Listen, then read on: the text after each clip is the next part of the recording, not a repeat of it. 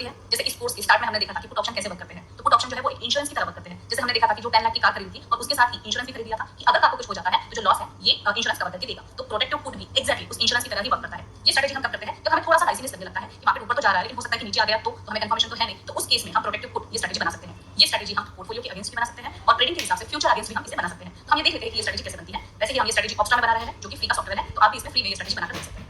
तो हम रिलायंस का ही एग्जांपल लेंगे कि हमने रिलायंस का सपोज फ्यूचर बाय किया हुआ है और रिलायंस के साथ इसके साथ ही हमने पुट भी बाय कर लिया है जिसे हम प्रोटेक्टिव पुट कहेंगे। तो पहले हम रिलायंस का फ्यूचर जो है वो बाय कर लेंगे और फिर ऑप्शन में जाके उसी मंथ की एक्सपायरी का पुट ऑप्शन जो है suppose at the money put option है तो हम at the money put option ही यहाँ पर बाय कर लेंगे और इसे ऐड कर लेंगे। तो जैसे ही हम इसे ऐड कर लेंगे कुछ इस तरह से ये स्ट्रेटजी जो है हमें दिखेगी। अब इस स्ट्रेटजी में एक्जैक्टली क्या हुआ है हम ये समझ लेते हैं। इस स्ट्रेटजी में हमने एक फ्यूचर बाय किया है रिलायंस का और एक लॉट पुट ऑप्शन जो है वो हमने इसके साथ बाय कर लिया है। अब इस केस में होगा क्या कि हमारा व्यू तो है ऊपर जाने का और अगर मार्केट ऊपर जाता है या रिलायंस ऊपर जाता है वन साइड तो हमें अनलिमिटेड प्रॉफिट हो सकते हैं। लेकिन अगर रिलायंस नीचे आ गया तो अगर सपोज रिलायंस नीचे आ जाता है तो हम हमारे लॉसेस को कंट्रोल कर रहे हैं कि यहाँ पर अगर रिलायंस नीचे आना शुरू करता है 15,000 से ज्यादा किसी भी केस में हमें लॉस नहीं होगा। अब ये वर्क कैसे करेगी स्ट्रेटजी हम ये देख लेते हैं। तो यहाँ पर आप पे ऑफ ग्राफ जो है स्ट्रेटजी का देख सकते हैं कि सपोज अगर रिलायंस वन साइड ऊपर की तरफ जा रहा है सपोज 2650 चला जाता है तो आपको 19,000 का यहाँ पर प्रॉफिट होता है और ऊपर जाता है 2770 वगैरह रिलायंस चला जाता है तो यहाँ पर आप 48,000 का प्रॉफिट होता है एंड सो ऑन। जैसे जैसे रिलायंस ऊपर जाता जाएगा वैसे वैसे ये प्रॉफिट बढ़ता जाएगा। लेकिन अगर रिलायंस नीचे के साइड में आना शुरू करता है तो उस केस में क्या होगा अगर सपोज रिलायंस नीचे आना शुरू होता है तो हमारा जो ब्रेक इवन है हमारा ब्रेक इवन है 2550 के आसपास 2540 2550 के आसपास हमारा ब्रेक इवन है।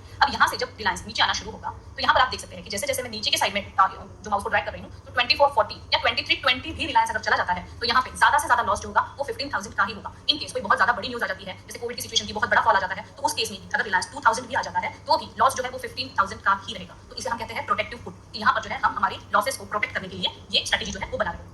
अब ये तो हमने देखा कि स्टॉक में हम ये स्ट्रेटजी कैसे कर सकते हैं और इसके क्या बेनिफिट्स होते हैं। लेकिन अगर हम ट्रेडिंग के पॉइंट ऑफ व्यू से देखें कि हम ट्रेड करना चाहते हैं तो सपोज अगर मार्केट में बहुत बड़ा फॉल आ गया है 1000 पॉइंट का फॉल आ गया है और यहाँ से एक्सपेक्टेड है कि एक बाउंस आएगा अच्छा खासा और यहाँ से प्राइसेस रिवर्स जाएंगे। तो इस केस में ये हम स्ट्रेटजी बना सकते हैं क्योंकि अगर प्राइसेस और नीचे जानी शुरू हुई तो उस केस में क्या होगा। तो सबसे पहले हम क्या करेंगे हमारे लॉसेस कंट्रोल करेंगे कि ज्यादा से ज्यादा हमें लॉस इतना ही होना चाहिए या कम से कम लॉस होना चाहिए। तो उस केस में सपोज 1000 पॉइंट निफ्टी या बैंक निफ्टी नीचे आ जाता है और यहाँ से एक बाउंस आपको एक्सपेक्टेड है तो वहां पर आपने अगर सपोज बैंक निफ्टी का एग्जांपल लेते हैं तो बैंक निफ्टी के फ्यूचर्स आपने बाय कर लिए और उसी के साथ उसके पुट भी बाय कर लिए तो आपके डाउनसाइड रिस्क जो है वो लिमिटेड हो जाएगी। लेकिन वहां से प्राइसेस एज एक्सपेक्टेड कि जैसे ऊपर अगर चली जाती है तो आपको अनलिमिटेड प्रॉफिट होते हैं लेकिन आपने अपने डाउनसाइड रिस्क को काफी कंट्रोल करके रखा है। तो इस सिचुएशन में ये स्ट्रेटजी हम बना सकते हैं। दूसरा एक्सपायरी के टाइम पर भी ये स्ट्रेटजी हम बना सकते हैं। एक्सपायरी के टाइम पर ऑप्शंस के प्रीमियम्स जो होते हैं वो बहुत ही कम होते हैं तो वहां पर फ्यूचर्स और ऑप्शंस में डिफरेंस काफी कम रह जाते हैं। ऑप्शंस अपनी इंट्रिंसिक वैल्यू पर आ जाते हैं तो वहां पर भी एक्सपायरी के दिन भी ये स्ट्रेटजीज जो है वो काफी अच्छी तरीके से वर्क करती है।